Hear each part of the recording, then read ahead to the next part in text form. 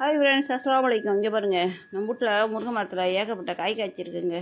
அது வெயிலில் எடுக்க முடியலைங்க பாருங்கள். ஒரு காலையில் எவ்வளோ பிஞ்சி பூ செம்மையாக இருக்குல்ல. இங்கே பாருங்கள், அது வெயிலில் சரியாக தெரியல. இவ்வளோ காய் வச்சிருக்கு மரத்தில்.